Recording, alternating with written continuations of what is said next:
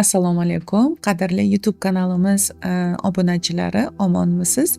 Bugun sizlarni ko'pchiliklaringizni qoldirilgan izohlaringizni o'qib, murojaatlaringizni o'qigan holda yana men qanchalik kerakman, ya'ni men nahotki keraksizman degan sizni qiynab kelayotgan ichki jarayonlaringizda, ya'ni ichki holatingizda, ruhiyatingizda ochilgan o'sha keraksizlik dasturi haqida sizga ma'lumot berib o'tmoqchiman. Men oliy ma'lumotli, uzoq yillik hayotiy tajribaga ega psixolog, oilaviy psixolog Dilbar Husanovaman. Bilasizmi nima? Juda ko'pchiligimiz, mana shu ayollarimiz nima sababdan menga turmush o'rtog'im e'tibor bermaydi? Nima sababdan men umuman keraksizdek his qilaman? Meni ovsinim tan olmaydi, meni qaynonam tan olmaydi. Meni oxirgi paytlar turmush o'rtog'imni tanib bo'lmas darajadagi vaziyatlari o'zimda keraksizligimni his qilishimga majbur qilyapti degan muxlislarimiz juda ham ko'p. Avvalambor, mana shu har bitta qiz, har bitta ayol oila qurishdan oldin, turmushga chiqishdan oldin qizlar aslida ilm egallashlaringizni tavsiya etgan bo'lar edim. Chunki har qanday muammo, har qanday holat ortida bizni oilaviy ziddiyatlarimizni kelib chiqishi, oilaviy ziddiyatlarga duch bo'lib, ya'ni ajrimlarga sabab bo'layotgan, ya'ni turmush o'rtog'idan mutlaq ko'ngli qolish va turmush o'rtog'i bilan mana shu munosabatlarni tiklay olmaydigan juda ham ko'p ayollarimizda men keraksizman, men qaynonamga keraksizman, men farzandimni dunyoga keltirdim, 20 kun onamnikida turgan bo'lsam, qaynonam bir marta ham bolamni so'ramadi. Demak, men keraksizman degan tushunchaga keladi. Bilasizmi, o'zi aslida bu sizni ichki holatingizda bolalik og'riqlaringiz va bolaligingizda bu rivojlangan vaziyatlar hisoblanadi.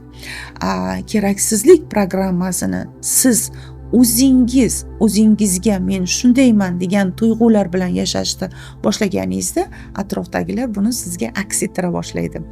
Azizlarim, bugun ko'plab mana shunday keraksizlik dasturlaridan chiqqan ruhiy poklanish kursimizda mingdan oshiq o'quvchilarimiz bugun mana shu o'zlarini solishtirish, o'zlarini uzoq yillik bostirilgan depression holatlari, his-tuyg'ulari, juda uzoq yillar o'zini aslida kimligini topolmay yurgan ko'plab opa-singillarimiz aynan shu kursimizda birinchi patogidan 99.9% natijalarni qo'lga kiritishdi. Video lavhalar ostida qo'yilgan izohlarni o'qishingiz mumkin, yoki bo'lmasa bularning natijasini bilish uchun bizni yuqorida qoldirilgan darsliklarimizni tinglab xulosa qiling, yo mana shu video lavhamiz ostida qoldirilgan Telegram kanalimizga qo'shilib oling. Shu kurslarimizdan olgan va meni tahlil qilgan, bilasiz, juda ko'p vaziyatlarni tahlil qilishni yaxshi ko'raman. Chunki biz hayotimizda agar o'zimizni kecha yashab o'tgan kunimizni bugun tahlil qilmas ekanmiz, biz o'zgarish uchun qadam tashladik deb o'zimizga o'zimiz ishonch bera olmaymiz. Shuning uchun mana shu 1000 nafar o'quvchi, mingdan oshiq ayol va qizlarimizni tahlil qilib o'rganib, ular ortidan boyitilgan, to'ldirilgan ikkinchi patog ruhan poklanish kursimizni iyul oyida ochishga tayyorgarlik qilyapmiz. Xo'p, nima uchun siz keraksizman degan dasturga kelib qoldingiz? Keraksizman degan dasturni 3 ta sababini ochib beraman. Birinchi sabab o'zi aslida siz qachondir onangiz, otangiz yoki kimnidir tomonidan hech qachon e'tiborga olinmagan dasturlar shakllangan bo'lishi mumkin oilangizda. Oilada mana shunday shakllangan dasturlar oqibatida sizda men keraksizman, men hech kimga keraksizman degan tuyg'u shakllanadi.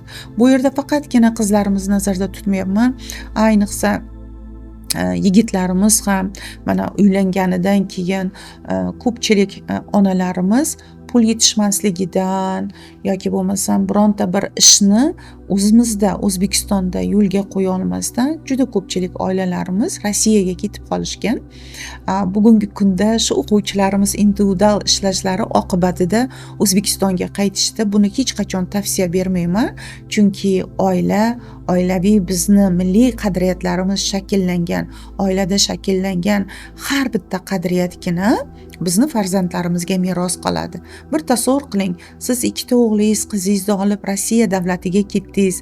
Bizning ko'zlarimiz xuddi suv qanchalik xotiralarni o'zida saqlasa, bizni ko'z nurimiz ham xuddi shu xotiralarni o'zida saqlaydi.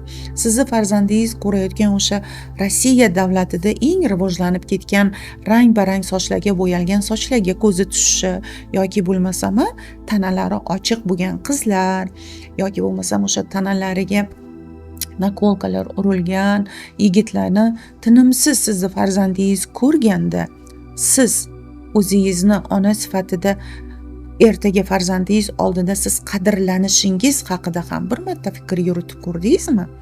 Biz farzandlarimizga nimani hozir bersak, nimani ularni ruhiyatida, ularni ko'z o'ngida shakllantirsak, aynan shu vaziyatlarni bizga qaytaradi.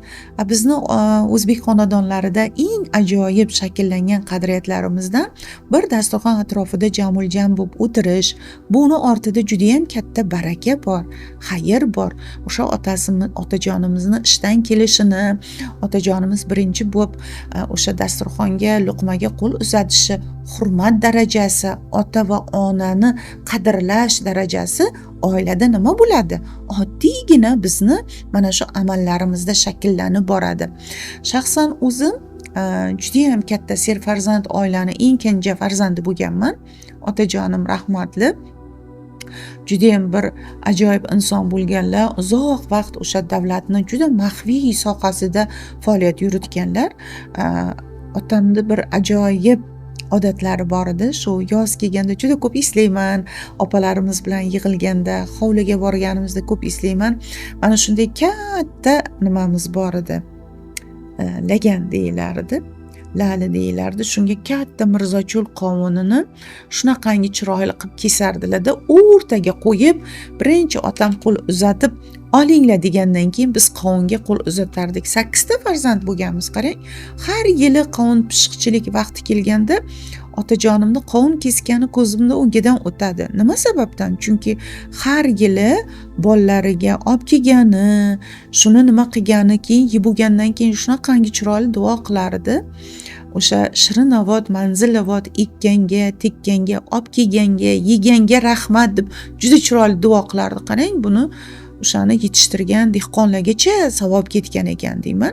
Aynan bizni o'zbek mentalitetimizda mana shunday vaziyatlar, qadriyatlarimiz o'zimizning yurtimizda shakllanadi. Chet davlatlarda juda ham ko'p bo'lganman, juda ko'p davlatlarda bo'lganman va ulardagi o'sha mentalitetida o'rnatilgan onaga, otaga, umuman ayol zotiga bo'lgan oddiy yigitlarni ham oddiygina avtobuslarda joy bermasligi, shu narsalarni kuzatganda aytganman. Bizni O'zbekistonda keksalarimizni qadrlash, ularning hurmatini joyiga qo'yish har bitta qadamda lozunglarda berilgan. Otani duosi yoki bo'lmasa qariyalarimiz duosi mahallalarimizda berilgan. Nima sababdan Rossiyaga ketgan o'g'limni qaytara olmayapman? Hech ham o'g'lim bilan munosabatim yaxshi emas. Ular nima qiladi? 18 ga kirdim, men o'zim shaxsiy hayotimni quraman. Bo'ldi, sen menga kerakmassan degan tushuncha ularda juda ham kuchli bo'ladi. Shaxs sifatida to'g'ri, bizlarda ham farzandlarimiz 18 yoshganda yutuq barkamol bo'lishadi.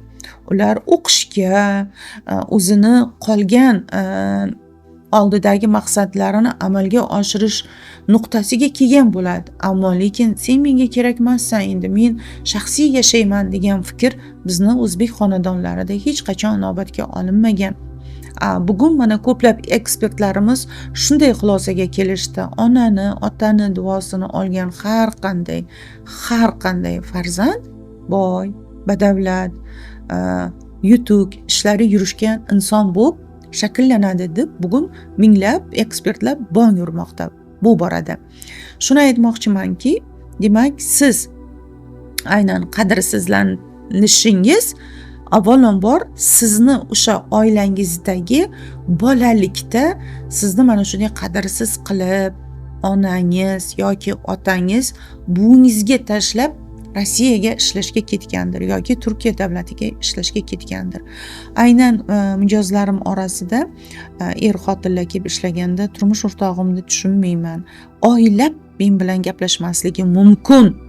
Bir-birimizni ko'ramiz, ko'zimiz tushadi, ovqatini pishirib qo'yaman, uyni tozalayman, kirini yuvaman, ammo lekin suhbat qilmaymiz.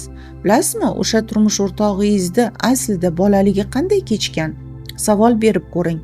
U bilan kimdir suhbatlashganmi? U bilan qachonlardir uni shunaqangi og'riqlari bo'lganki, o'sha og'riqlariga kimdan javob topa olgan? Shuning uchun ham u mana shu tuyg'ulari bostirilganligi uchun yangi uylangan qizlarimiz, ya'ni yangi xonadonga kelin bo'lib borgan qizlarimiz shu yigitlarimiz bilan to'g'ri munosabat o'rnata olmayapti va bu borada men qadrsizman degan fikrga kelib qolyapti. Yo'q, aslida bu munosabatlarni to'g'rilashning iloji bor va bugungi kunda siz o'zingizni avvalambor har bitta ichingizda kechayotgan o'sha vaziyatlaringizni tahlil qilib chiqing.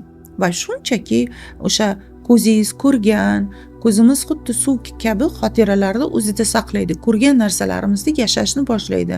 Masalan, sizni qachondir onangiz shunaqa qilib taqirlagan bo'lsa yoki sizni o'sha qilgan ishlaringiz qadrsizlantirilgan bo'lsa, bugun siz shu qilgan ishingizdan o'zingiz zavq olishni boshlang. Yoki bo'lmasa mana bugun mazza qilib non yopdingizmi? Nonlaringiz chiroyli chiqqanidan zavq oling. Bugun mazza qilib qaysidir taomni pishirdingizmi? Shu pishirgan taomingizdan mazza qilib rohatlaning. Va bu borada bugun mana shunday qadrsizlanish, o'sha turmush o'rtoqlar bilan munosabatlarning buzilishi juda ko'p oilalarda kuzatilyapti. Sababi o'sha munosabatlarni to'g'ri o'rnatish haqida ko'plab yosh qizlarimizda, oila qurgan yosh qizlarimizda ma'lumot yetarli emas, ilm yetarli emas. Shu borada tez kunlarda iyul oyida ikkinchi potok bo'lgan ruhan poklanish kursimizni yangi ikkinchi potogi ochiladi. Bu kursimizdan ko'plab ayollarimiz, qizlarimiz Dilbar opa kursingizni o'qib tugalladim. Shu berilgan 21 kunlik amaliy praktikalaringizdan turmush o'rtog'im bilan xuddiki yangi bizlar hayot qurgan o'sha his tuyg'ularga kelib qoldik. Sizdan minnatdorman degan izohlarni o'qiganimda ko'zimdan yosh chiqib ketgan. Chunki bizni tanalarimizda orttirilgan har bitta og'riq qalblarimizda saqlanib qoladi va bu o'zi og'riq aslida bizni ruhiyatimizda ochiladi. Qarang, ruhiyat bilan tana shunchalik bir-biri bilan bog'liqki, ular uch burchak, ya'ni ruhiyat, tana, qalb. Agar qalbimizdagi og'riq u ruhiyatimizga bog'liq. Ruhiyatimizda ochilgan har bir og'riq tanamizni nima qiladi? Keksaytiradi, buktiradi, xafa qiladi, ajinlar tushadi.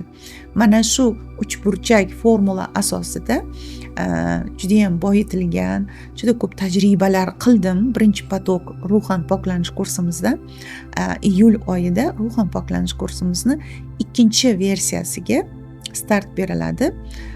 Agar sizga aynan depressiv holatdan chiqish, solishtirishdan chiqish, o'zingizni tanangizda ochilgan sog'lomsizliklarni praktikalar orqali mutlaq o'zingizni xotirjamlikka, ya'ni sakinatlikka olib kelishni istasangiz, unda ushbu video ostida qoldirilgan Telegram kanalimiz ссылкасini bosing va qo'shilib oling. Yoki bo'lmasa 93 470 07 87 raqamlariga qo'ng'iroq qiling.